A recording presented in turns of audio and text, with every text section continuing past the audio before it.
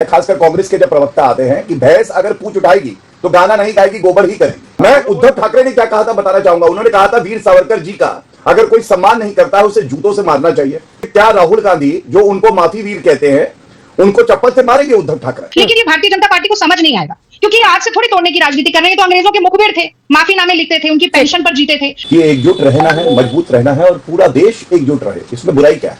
ये कहते हैं मुसलमानों जागते रहो, मुसलमानों जागते रहो, हिंदुओं सो जाओ। और इतनी बुरी मुंह की खाई इतनी ना कटी कि मिल्कीपुर में तो इनसे चुनाव लड़ने से इनको नानी याद आ गई। और श्रद्धेय बाला साहब ठाकरे जी ने कहा था दुकान बंद कर दूंगा लेकिन कांग्रेस के साथ समझौता नहीं करूंगा।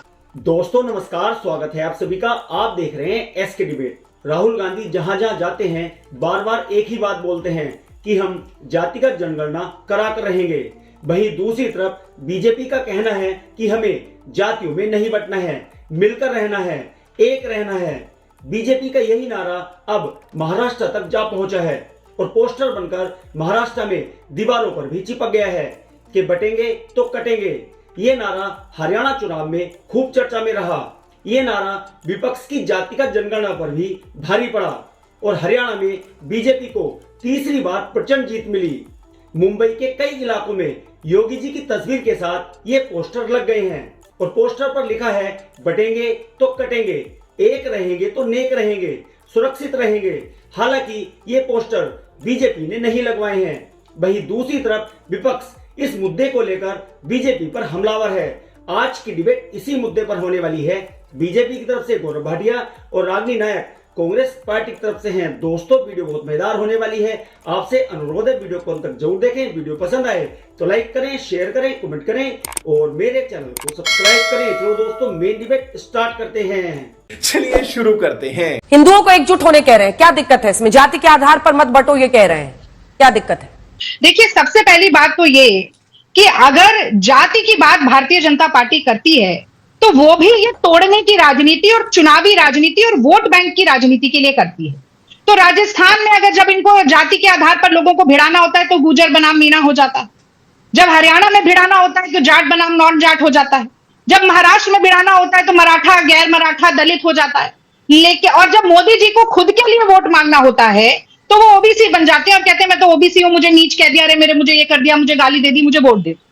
लेकिन जब राहुल गांधी और कांग्रेस पार्टी जाति की बात करती है, जातिगत जनगणना की बात करती है, तो वो अधिकारों की बात करती है। वो पिछड़ों के, शोषितों के, हाशिए पर पड़े हुए लोगों को राजनीति की मुख्य धारा में लाने की बात करती है। और गांधी जी ने जो कहा था कि पंक्ति में खड़ा हुआ अंतिम व्यक्ति जो है उसके आंसू पोंछने की बात करती है। लेकिन ये भारतीय जनता पार्टी को समझ नहीं आएगा, क्योंकि आज से थोड़ी तोड़ने की राजनीति कर रहे हैं। तो अंग्रेजों के मुखबिर थे, माफीनामे लिखते थे, उनकी पेंशन पर जीते थे। चड्ढा समझाओ, इसे समझाओ। बटेंगे कटेंगे जैसे शब्दों का प्रयोग करके एकजुटता की ढाल के पीछे छुप रहे हैं। मुझे लगता है ये ऐसा ही करना है जैसे कि कहा जाए कि भाजपा और संघी मरा मरा बोलेंगे और बाकी पूरा देश राम राम सुन ले। लेकिन समानता की बात, बंधुत्व की बात, एकजुटता की बात और इसकी अपेक्षा भारतीय जनता पार्टी और संघियों से करना, मुझे लगता है भैंस के आगे बीन बजाना है। बांटेंगे तो बटेंगे तो कटेंगे। दरअसल आप समाज को हिंदू मुस्लिम में बांटने के लिए ये नारा लगाते हैं। गौरव जी। अंजना जी, देखिए, भारतीय जनता पार्टी हो या महायुति हो, हमारा तो एक ही मंत्र है कि एकजुट रहना है, मजबूत रहना है और पूरा देश एकजुट रहे। इसमें बुराई क्या है? क्या गलत है इसमें कि एकजुट हो जाओ? मैं तो समझता हूं देश का हर नागरिक एकजुट हो जाए, धर्म जात सब भूल के एकजुट हो जाए, कोई गलत बात नहीं है। लेकिन एक प्रवृत्ति है, खासकर महावसूली अघाड़ी में और घमंडिया में। मैं आपको याद दिलाता हूं इनकी राजनीति क्या है। देखिए, ये कहते हैं मुसलमानों जागते रहो, मुसलमानों जागते रहो, हिंदुओं सो जाओ। राहुल गांधी ने तो स्वयं ऐलान किया, उन्होंने कहा कांग्रेस मुस्लिम पार्टी है। मौलानाओं की एक बैठक हुई थी कुछ साल पहले और मैं आपको उदाहरण देता हूं। नवजोत सिंह सिद्धू ने जब पंजाब में चुनाव हुए तो उन्होंने कहा सब मुसलमानों एकजुट हो जाओ। क्या आपने राहुल गांधी के मुख से एक वक्तव्य सुना था निंदा करते हुए? कमलनाथ ने मध्य प्रदेश के चुनाव में कहा था अगर 90% मुसलमान बाहर नहीं निकले वोट डालने तो कांग्रेस का बड़ा भारी नुकसान हो जाएगा। तो सारे ये जो बयान मैं बता रहा हूं ये इसलिए बता रहा हूं, जब ये मुस्लिम हिंदू करते हैं तो ये लोग बड़े अच्छे हैं, कोई गड़बड़ नहीं है।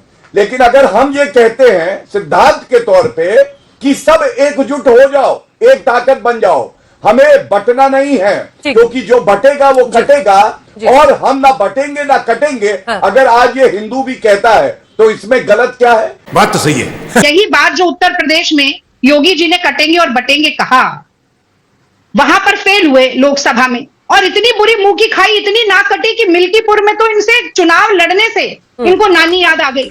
और अब ये वही नारा महाराष्ट्र में भेजना चाहते हैं, लेकिन महाराष्ट्र में इनकी दाल गलेगी नहीं। वहां पर तो मोदी जी स्वयं लगे हुए हैं। इन्होंने कांग्रेस के ऊपर बड़े आरोप लगाए। मैं तो सीधी सी एक बात कहती हूं कि जब राहुल गांधी चले कन्याकुमारी से कश्मीर तक और मणिपुर से मुंबई तक, तो कांग्रेस पार्टी ने एक नारा दिया, उसका नाम था भारत जोड़ो। इस यात्रा को नाम दिया भारत जोड़ो यात्रा। और दूसरी यात्रा, यानी लंबाई और चौड़ाई की जो यात्रा थी, दूसरी यात्रा को कहा भारत जोड़ो न्याय यात्रा। यानी कि कांग्रेस का मूल मंत्र था कि मोहब्बत के फेविकोल से पूरे देश को जोड़ना है, एकजुट करना है। अच्छा। अब मैं तो आपके दर्शकों से आज एक सवाल मैं उनके विवेक पर छोड़ना चाहती हूं कि भारतीय जनता पार्टी के एक बड़े नेता का एक बयान बताइए जिन्होंने एकजुटता और जोड़ने की बात की हो। तो जब बिहार में चुनाव हारने लगते हैं तो अमित शाह कहते हैं यहां कांग्रेस अगर जीत जाएगी तो वहां पाकिस्तान में बम पटाखे फूटेंगे। मोदी घुसपैठिया बोलते हैं, कुत्ते के पिल्ले से तुलना करते हैं, कपड़े देखकर पहचानने लग जाते हैं।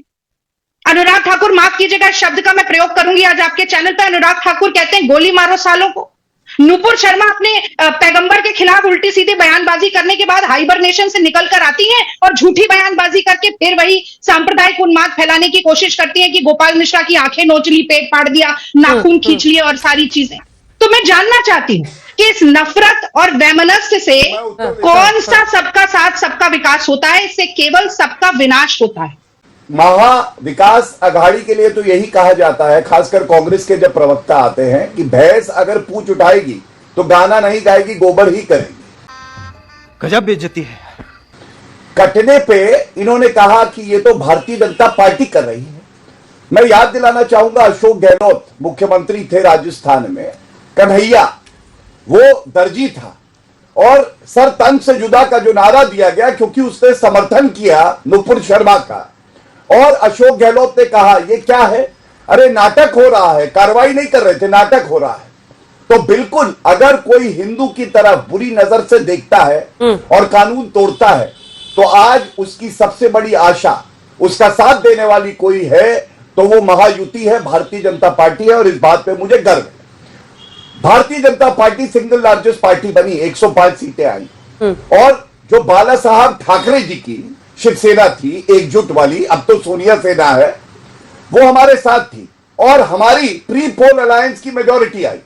गजब की बात देखिए, फर्स्ट और सेकंड वाले सरकार नहीं बनाते प्री पोल अलायंस, जो सेकंड, थर्ड और फोर्थ जो कांग्रेस है वो एक साथ आ जाते हैं पलटू राम और सरकार बनाते हैं, और जनता इन्हें नकार देती है। वो ब्रेकअप आप भूले नहीं है गौरव जी, चैनल पे दिखाई, वो ब्रेकअप आप लोग भूले नहीं है बीजेपी वाले। मैं भूला नहीं हूं। बाला साहब ठाकरे ने कहा था कि हिजड़े झुकते हैं सोनिया गांधी के सामने, और श्रद्धेय बाला साहब ठाकरे जी ने कहा था दुकान बंद कर दूंगा लेकिन कांग्रेस के साथ समझौता नहीं करूंगा।